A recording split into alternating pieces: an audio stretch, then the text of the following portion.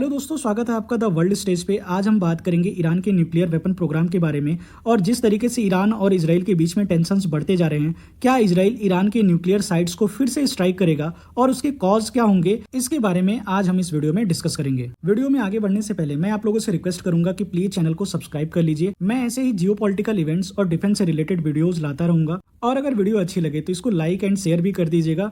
चलिए वीडियो में आगे बढ़ते हैं। रिसेंटली ईरान ने यूएस, आईएईए और इजराइल पे एक काफ़ी बड़ा एलिगेशन लगाया है, जिसमें ईरान का कहना ये है कि ईरान के जो टॉप न्यूक्लियर साइंटिस्ट थे उनके नाम की जानकारी इजराइल को आईएईए ने दी थी, जिनको बाद में इजराइल की खुफिया एजेंसी मोसाद ने मरवा दिया था। इसके अलावा ईरान ने इजराइल को यह भी धमकी दी है कि इजराइल के जितने भी न्यूक्लियर ठिकाने हैं उनके बारे में ईरान को जानकारी है और अगर इन फ्यूचर इजराइल ईरान पे किसी तरीके का कोई अटैक करता है तो ईरान इजराइल के सारे न्यूक्लियर साइट्स को डिस्ट्रॉय कर देगा। हालांकि ईरान के द्वारा जो भी ये एलिगेशंस लगाए जा रहे हैं यह सिर्फ ईरान के क्लेम है। इसके बारे में ना ही यूएस, ना ही इजराइल और ना ही आईएईए ने किसी तरीके का कोई कंफर्मेशन दिया है और यह सब ईरान द्वारा इसलिए किया जा रहा है क्योंकि ईरान को डर है कहीं इजराइल यूएस के सपोर्ट से ईरान की जो न्यूक्लियर साइट्स हैं उनको डिस्ट्रॉय ना कर दे। क्योंकि रिसेंट में कुछ ऐसी रिपोर्ट सामने आई थी जिसमें यह कंफर्म किया गया था कि ईरान बहुत ही नजदीक है न्यूक्लियर वेपन्स को बनाने के और ना ही इजराइल ना ही यूएस यह चाहेंगे कि ईरान के पास न्यूक्लियर वेपन्स हो।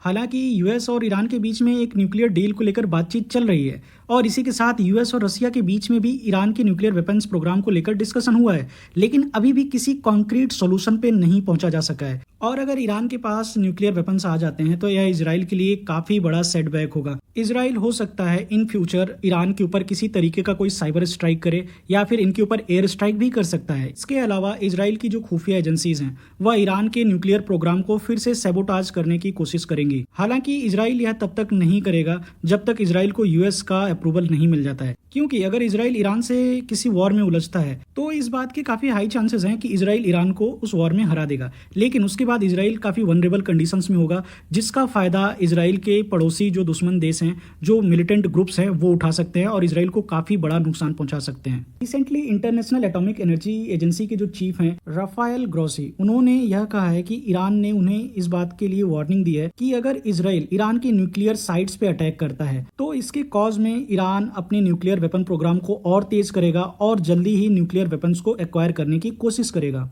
हालांकि ईरान ने जो भी एलिगेशंस लगाए हैं आईएईए पे, उसके पीछे का कारण यह माना जा रहा है कि ईरान बहुत ही नजदीक है एक न्यूक्लियर वेपन प्रोग्राम के कंप्लीट होने के और इसी के साथ ईरान एक एक्सक्यूज खोज रहा है कि किसी भी तरीके से ईरान अपने न्यूक्लियर प्रोग्राम को लेजिटिमाइट कर सके और आईएईए के साथ जो भी कॉपरेशन ईरान कर रहा है उसको वो खत्म कर सके, जिससे इनके न्यूक्लियर वेपन प्रोग्राम को और ज्यादा तेजी मिल सके।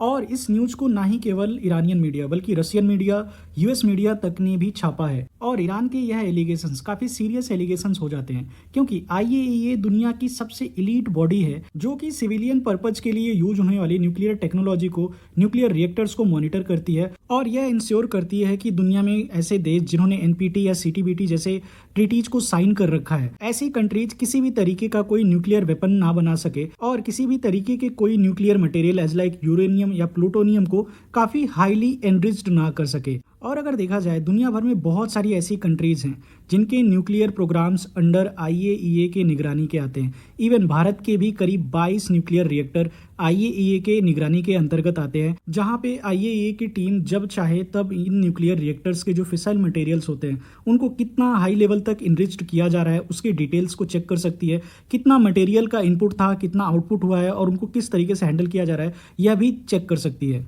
और अगर इतनी इलीट बॉडी से किसी भी तरीके का कोई डाटा लीक होता है या फिर कोई इन्फॉर्मेशन लीक की जाती है तो वह काफ़ी बड़ा सीवियर कंसर्न होता है। और अगर इंडियन प्रोस्पेक्ट में बात करें तो ये भी हो सकता है कि इन फ्यूचर इस तरीके की कोई जानकारी पाकिस्तान के हाथ में लगे जहां पे उनको हमारे न्यूक्लियर प्रोग्राम्स के बारे में जो डिटेल्स हैं उनके बारे में पता चल जाए। इससे इंडिया को काफ़ी ज़्यादा नुकसान हो सकता है। हालांकि मैं एक बात मेंशन करना चाहूँगा कि हमारे पास खुद के डेवलप किए हुए भी कई सारे न्यूक्लियर रिएक्टर्स हैं जिनकी डिटेल्स हम किसी से भी शेयर नहीं करते हैं, जो कि काफ़ी सीक्रेट न्यूक्लियर रिएक्टर्स हैं। और इन न्यूक्लियर रिएक्टर्स में जो भी ईंधन यूज होता है, चाहे वह यूरेनियम हो चाहे वो प्लूटोनियम हो, उनकी जो डिटेल्स हैं वो भारत किसी के साथ शेयर नहीं करता और इसमें जो फ्यूल यूज होता है यह सब भारत खुद प्रोड्यूस करता है। और धीरे धीरे भारत अपने न्यूक्लियर रिएक्टर्स की कैपेबिलिटीज को और ज़्यादा बढ़ाता जा रहा है। हालांकि अगर इंडिया की बात की जाए तो इंडिया हमेशा से ही एक रिस्पॉन्सिबल न्यूक्लियर कंट्री रहा है। इंडिया का न्यूक्लियर प्रोग्राम खुद से ही डेवलप किया हुआ है। इंडिया ने कभी भी अपने न्यूक्लियर प्रोग्राम को ना ही किसी के साथ शेयर किया और ना ही इंडिया ने कभी किसी कंट्री से उनके न्यूक्लियर टेक्नोलॉजी को चुराने की कोशिश की। अगर चाइना और पाकिस्तान की बात की जाए, दोनों ही कंट्री इंडिया के पड़ोसी मुल्क हैं और इन दोनों ही देशों से इंडिया को हमेशा से न्यूक्लियर अटैक का खतरा बना रहा है। चाइना ने तो कभी भी इंडिया को न्यूक्लियर अटैक की धमकी तो नहीं दी, लेकिन चाइना जिस तरीके से अपने न्यूक्लियर वेपन प्रोग्राम को तेजी से आगे बढ़ा रहा है वह इंडिया के लिए एक सीवियर कंसर्न है। उसी के साथ पाकिस्तान ने हमेशा से खुलेआम न्यूक्लियर धमकी दी है इंडिया को। ये छोटी छोटी बातों पे भी इंडिया को न्यूक्लियर वेपन की धमकी देते रहे हैं और इवन पाकिस्तान ने ना ही केवल इंडिया, इजराइल को लेकर भी दुनिया को न्यूक्लियर ब्लैकमेल किया है और न्यूक्लियर अटैक की धमकी दी है। और अगर पाकिस्तान के न्यूक्लियर प्रोग्राम की बात की जाए तो पूरी दुनिया यह जानती है कि पाकिस्तान का जो न्यूक्लियर प्रोग्राम है उसको आगे बढ़ाने में चाइना ने काफी मदद की है। इसी के साथ पाकिस्तान के जो न्यूक्लियर साइंटिस्ट हैं उन्होंने दुनिया के कई सारे देशों से जो न्यूक्लियर टेक्नोलॉजी है उसको चुराया और फिर पाकिस्तान में लाके उसका न्यूक्लियर वेपन बनाया।